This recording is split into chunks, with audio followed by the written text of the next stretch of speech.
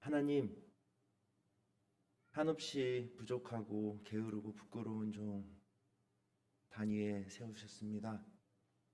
당신의 거룩한 단 위에서 귀한 당신의 말씀 전할 때 모든 악한 것들은 가려주시고 하나님의 선하심으로 채워주시옵소서. 이 모든 말씀 예수님 이름으로 간절히 기도드립니다. 아멘. 네, 제가 질문 하나 드리겠습니다. 우리 주민교회 성도님들 어떻게 생각하시는지 그 머릿속으로 고민을 해보시고 답은 이렇게 마음속으로는 생각해 보시기 바랍니다. 여러분은 하나님의 자녀입니까? 아니면 죄인입니까? 이 질문에 대한 답을 머릿속으로 이렇게 되뇌이시면서 제가 성남 올라오는 차 안에서 그 초등학교 1학년인 딸 재하에게 물어봤습니다. 재하야, 너는 하나님 자녀야 죄인이야? 그랬더니 재하가 이러더니 자녀? 이러는 거예요. 그래서 왜? 왜 그렇게 생각해? 하고 물었더니 하나님이 우리를 만들었으니까? 이러고 대답을 하는 거예요.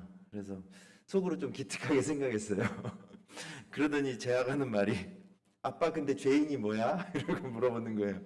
아, 얘가 잘 몰랐구나 뭔지. 우리 그리스도교의 신학적 인간론에서 굉장히 중요한 명제 두 가지가 있습니다. 하나는 모든 인간은 하나님의 자녀다라고 하는 그 명제가 하나고요. 다른 하나는 모든 인간은 죄인이다라고 하는 이 두 가지 명제가 있습니다. 이 두 문장은 그 뜻이 서로 극명하게 갈립니다. 인간에 대한 그 통찰에 있어서 이렇게 상이한 두 명제가 존재하는 것은 오직 우리 그리스도교만의 특징입니다. 다른 종교에서는요, 이런 모순을 만들어내지도 허용하지도 않습니다. 한 인간이란 존재에게 얘기하기를 당신은 하나님의 자녀입니다 라고 선언함과 동시에 또한 당신은 죄인입니다 라고 하는 이 엄청난 모순, 이런 얘기를 만들어내지도 않습니다. 기독교만의 특징입니다. 쉽게 말씀드리자면 지금 인간 이화랑이 여기 이렇게 여러분 앞에 서 있는데 교회에서 저를 보고 하는 말이 당신은 하나님의 자녀다 라고도 하면서 동시에 당신은 죄인입니다 라고 말하기도 한다는 것입니다. 여러분은 하나님의 자녀인가요? 죄인인가요? 네. 누군가 우스갯소리로 이런 말씀을 하시더라고요. 제가 여쭤보니까 교회 일 열심히 할 때는 하나님의 자녀였다가 안 하면은 죄인으로 된다. 만약 이게 사실이라면은 너무 좀 허술하다고 생각하지 않으세요? 이런 모순과 허술한 점을 그대로 안고 이 지구별의 2000년 역사를 끌어왔다는 것이 우리 기독교인데 참 아이러니하죠. 오늘 여러분과 나눌 말씀은 이런 생각 위에서 출발합니다. 오늘 저와 함께 그 하나님의 자녀와 죄인에 대한 그리스도교의 인간론이 명확해지시기를 바랍니다. 제가 작년 3월에 인도에서 코로나로 쫓기듯 나와서 정착한 곳이 경상북도 김천인데요. 그 재하랑 재인이 제 이제 첫째와 둘째인 재하 재인이가 그 김천 중에서도 가장 남쪽에 있는 그 거창이랑 맞붙어 있는 대덕면에 있는 그 대덕 초등학교에 다니고 있습니다. 이 대덕 초등학교 건물인데요. 페인트가 다 벗겨져서 굉장히 낡았는데 안에 시설은 또 잘 돼 있습니다. 올해 재하가 초등학교에 입학했는데 이 학교 전교생이 몇 명이냐면 32명이에요. 32명인 그 시골 학교이고 둘째 재인이는 이 같은 대덕초등학교 병설 유치원에 다니는데 유치원생을 모두 포함하면 재인이 포함해서 4명이 다니고 있어요. 그런데 이 대덕초등학교 근처에 링컨 중고등학교라고 하는 학교가 있습니다. 재인이네 방 그 유치원생 재인이 빼고 나머지 3명의 부모님들이 다 이 링컨 중고등학교의 그 선생님의 자녀들이던가 직원의 자녀들인데 이 학교가 궁금해서 알아봤어요. 왜냐하면은 제인이네 반뿐만 아니라 제안의 반에도 이 학교 직원들이 좀 많이 다니거든요. 그래서 이 학교 자녀들을 이 대덕초등학교에 가까우니까 보내더라고요. 그래서 알아봤더니 이 학교가 박옥수라는 목사가 설립하고 대표로 있는 곳인데, 이 박옥수라는 사람이 그 대한예수교 침례라는 교단을 만들었습니다. 소위 이 교단은 그 이단으로 알려져 있는데요. 세월호 참사와 연관 있는 그 유병원 씨의 기독교 복음 침례가 이 교단과 형제 교단입니다. 한국에서는 구원파로 불리는 교단이고, 구원파로 불리면서 이제 이단으로 낙인찍혀 있는데, 이 교단이 진짜로 이단인가 아닌가 하는 점은 사실 제게는 크게 관심사는 아니지만, 그래도 왜 이단으로 낙인찍혔나라는 점이 궁금해서 좀 더 조사해 봤더니, 이분들이 전도할 때 사용하는 말이 있습니다. 유명한 말인데요. 이렇게 목사님이나 장로님들한테도 이 구원파 교도들은 불쑥 얼굴을 들이밀면서 구원 받았습니까? 언제 받았습니까? 언제 어디서 어떻게 받았습니까? 이런 걸 꼬치꼬치 따게 캐 묻습니다. 그러면서 한 번 구원 받았는데 더 이상 사함 받을 죄가 어디 있냐? 더 이상 사함 받을 죄 없다. 당신 한 번 구원 받았기 때문에 이제 더 이상 죄인이 아니고 하나님의 자녀다. 죄인의 굴레에서 벗어나게 해준다. 한 번 제사함을 받았는데 왜 계속적으로 연속적으로 구원의 상태에 이르지 못합니까? 그렇기 때문에 당신을 지금도 죄인이라고 말하는 그 기존의 교회는 잘못된 것입니다. 라고 하는 이야기들을 구원파 교회 사람들은 이야기를 하고 있습니다. 즉, 이 교단의 핵심은 예수님을 통해서 한 번 죄사함을 받았는데 어찌 다시 죄인이 될 수 있단 말이냐. 한 번 죄사함을 받았기에, 즉 구원받았기에 그때부터 나는 앞으로 평생 동안 죄인이 아니라 하나님의 자녀다라는 것이 이들의 핵심 주장입니다. 수많은 신앙인들이 이 교단으로 넘어갔습니다. 사실 굉장히 매력적이죠. 교회에 오면은 저는 죄인입니다, 죄인입니다 이런 고백을 하는데 그런 고백이 사라지게 만드니 얼마나 매력적입니까? 구원파가 했던 질문을 다시 던져봅니다. 구원 받았습니까? 구원 받았다고 우리 인간의 죄성이 사라질 수 있을까요? 여러분, 인간이 죄가 없다면 그분은 오직 예수 그리스도 한 분뿐이십니다. 그리스도교의 구원은 그 다른 종교에서 말하는 구원이 아닙니다. 분명히 다릅니다. 다른 종교의 구원은 내가 깨달음을 얻어서 그 어떤 최고의 경지에 이르는 것이 바로 구원입니다. 불교와 힌두교에서는 윤회의 사슬을 끊고 부처가 되는, 깨닫는 자가 되는 것이고, 유교에서는 열심히 수행을 해서 군자가 되는 것이고, 도교에서는 도인이 되는 것이고, 유대교와 이슬람에서는 천국에 가는 것이 바로 구원에 이르는 길입니다. 하지만 그리스도교는 다릅니다. 내가 죽어야 합니다. 관념적인 죽음이 아니라 진짜로 내가 죽어야 합니다. 예수님처럼 끝까지 사랑하시다가 내 생명을 다른 것에 내어 주어야 합니다. 그래서 마침내는 내 생명을 통해서 다른 생명이 살아나는 것, 그것이 그리스도교의 구원입니다. 구원의 발상이 다른 종교랑은 다릅니다. 그래서 예수님이 십자가에 달려 죽으며 당신의 생명을 우리에게 내어주셨습니다. 우리는 그걸 받아 먹었습니다. 우리 모든 그리스도인들은 그걸 받아 먹은 사람들입니다. 그런데 받아만 먹는 게 구원의 끝이 아닙니다. 받아 먹고 나도 내어 주어야 합니다. 예수님께 받아 먹은 그 생명을 나도 내어 주어야 합니다. 그럴 때 이때야 비로소 구원이 완성됩니다. 이것이 그리스도교에서 말하는 구원인데, 그리스도교에서 구원에 이르는 길은 그래서 다른 종교와 차원이 다릅니다. 이걸 놓치고 있다면은 그 교회는, 그 그리스도교는 가짜라고 저는 생각을 합니다. 우리 성경을 보면은요, 우리가 아는 이 성경을 보면 그 인간에 대한 언급이 곳곳에서 수도 없이 많이 나옵니다.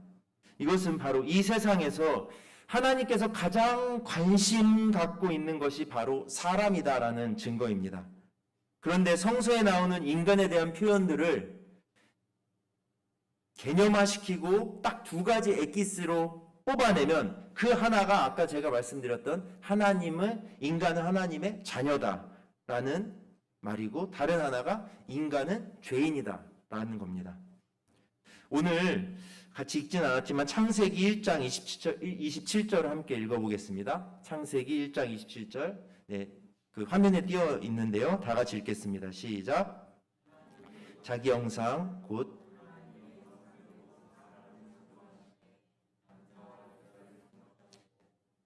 성서는 이 세상의 모든 피조물 중 오직 인간을 당신의 형상과 모양대로 만드셨다고 고백하고 있습니다.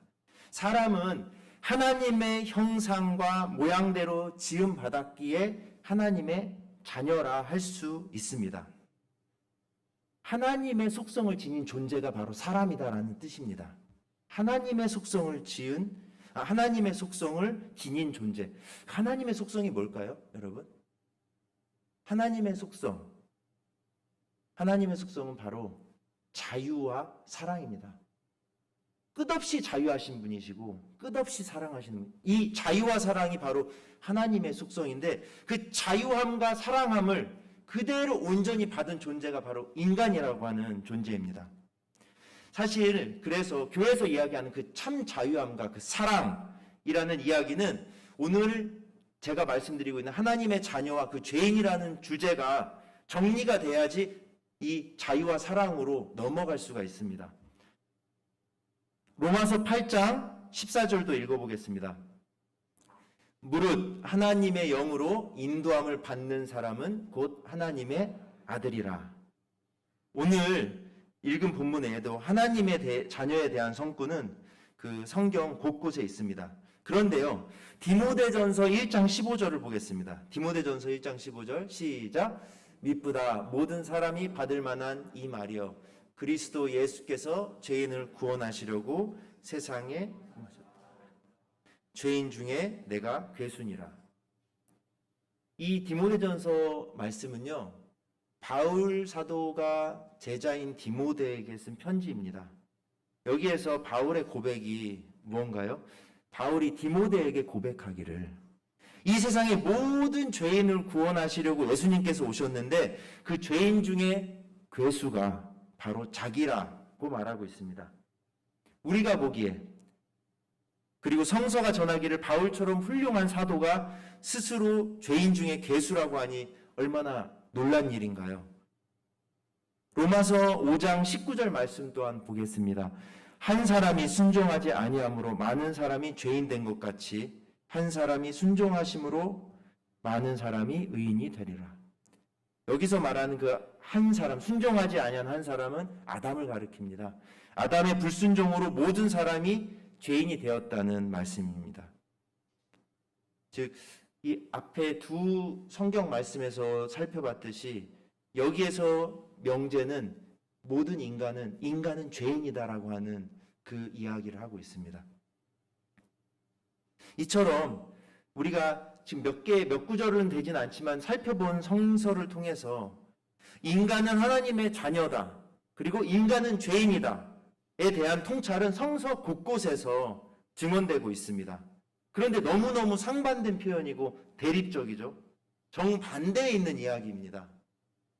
하지만 오늘 제가 여러분께 드린 이 말씀을 통해서 이 둘의 간극, 그 하나님의 자녀와 이 죄인의 그 간극이 조금은 좀 좁혀질 수 있을 것이라 기대를 해봅니다. 자, 제가 여러분께 드릴 그 인간은 하나님의 자녀다, 그리고 인간은 죄인이다라는 명제를 이해하기 위한 키워드, 저는 시선, 바라봄으로 이야기를 하고 싶습니다. 바로 시선입니다. 지금 상상을 한번 해보시기 바랍니다. 여러분은 사람이고요, 인간이고 하나님이 이렇게 있습니다. 서로 하나님과 인간이 서로 마주보고 있습니다. 서로 마주하고 있고 서로 쳐다보고 있기 때문에 둘의 시선은 서로 교차하고 있습니다. 하나님이 인간을 바라보는 시선, 그리고 인간이 하나님을 바라보는 시선.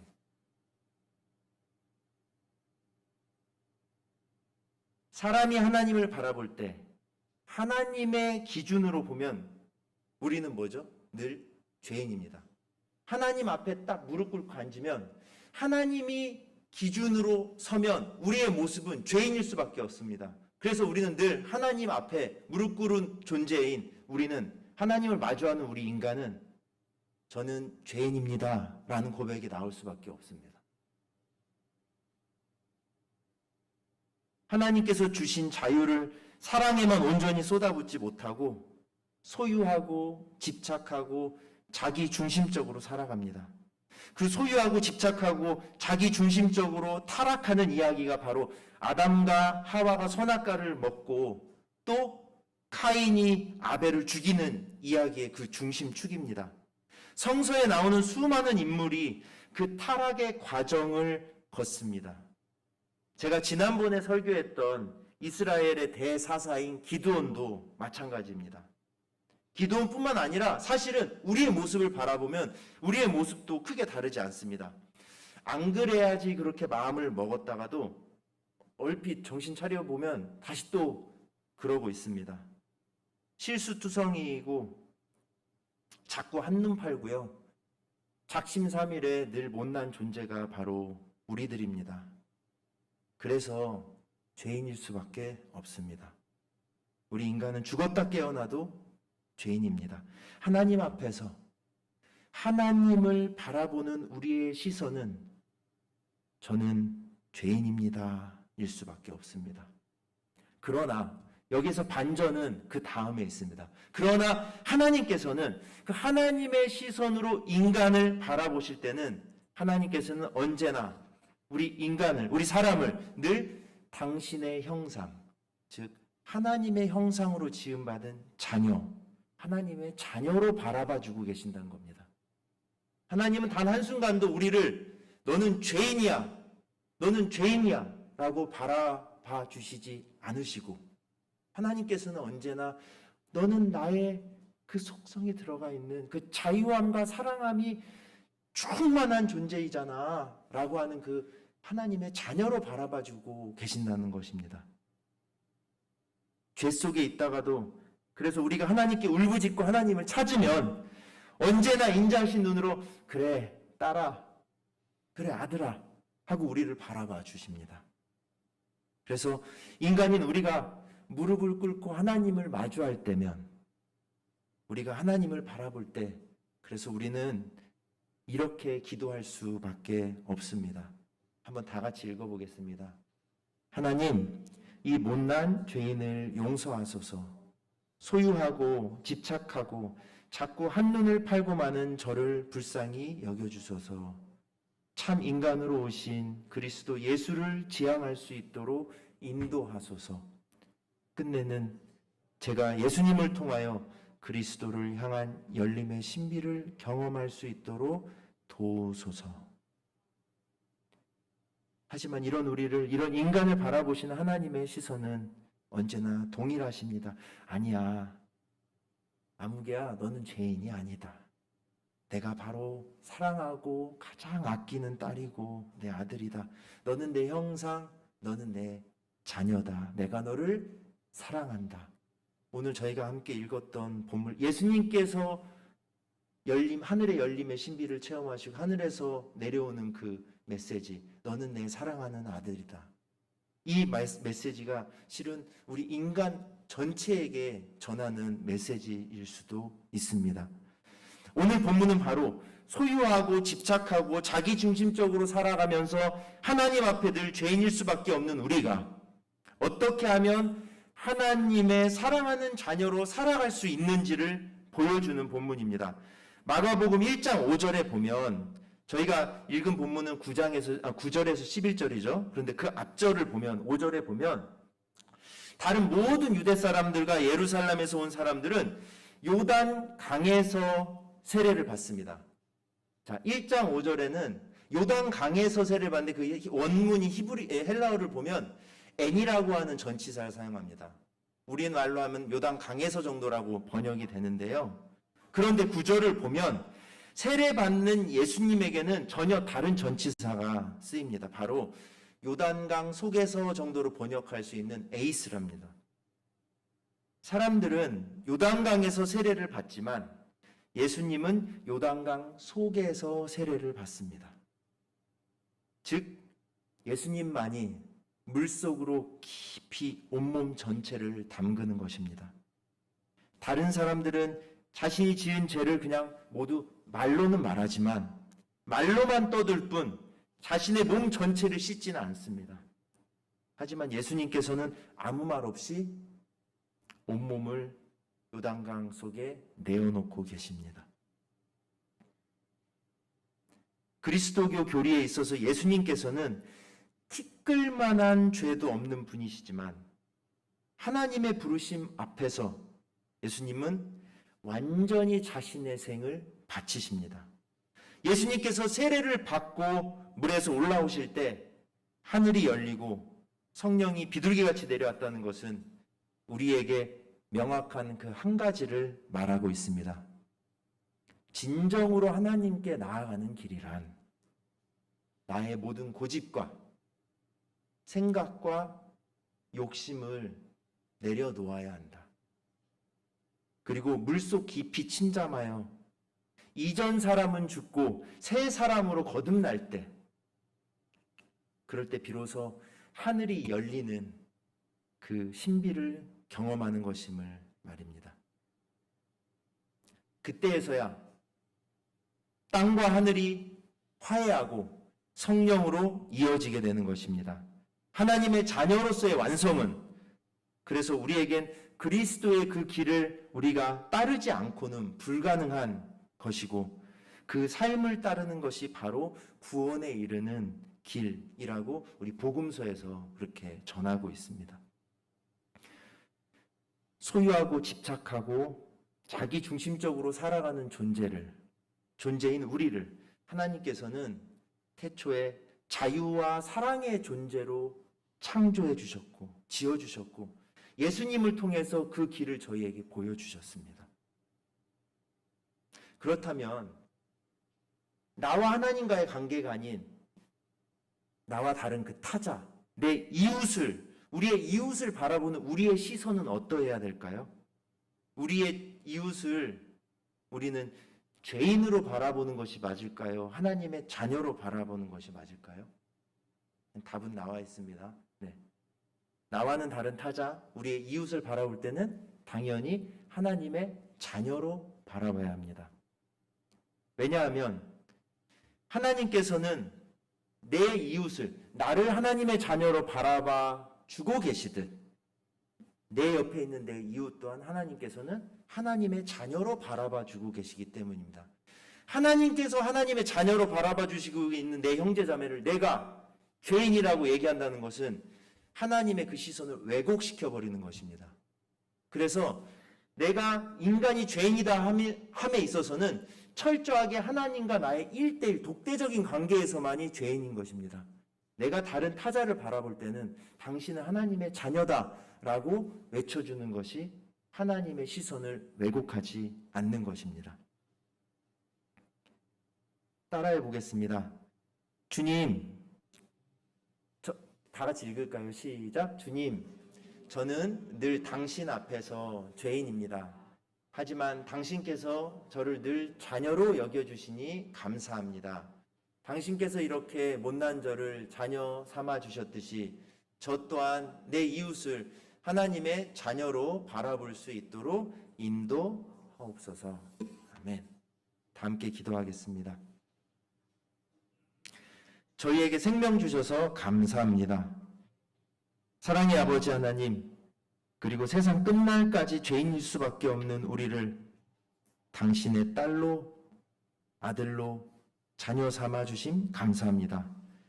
당신께서 이렇게 못난 저희를 자녀로 삼아 주셨듯이 저희 또한 우리 이웃을 하나님의 자녀로 바라볼 수 있도록 인도하옵소서. 그래서 당신의 자녀들이 만드는 이 소중한 신앙 공동체에 그리스도의 향기가 가득 채워지고 넘쳐서 이 지역사회와 병든 이 땅을 건강하고 바르게 섬기는 당신의 소중한 일꾼들로 하나하나 세워 주시옵소서. 이 모든 말씀 죄 많은 우리에게 당신의 생명까지 내어주시어 참 구원의 길을 보여주신 예수 그리스도 이름으로 간절히 기도드리옵나이다. 아멘.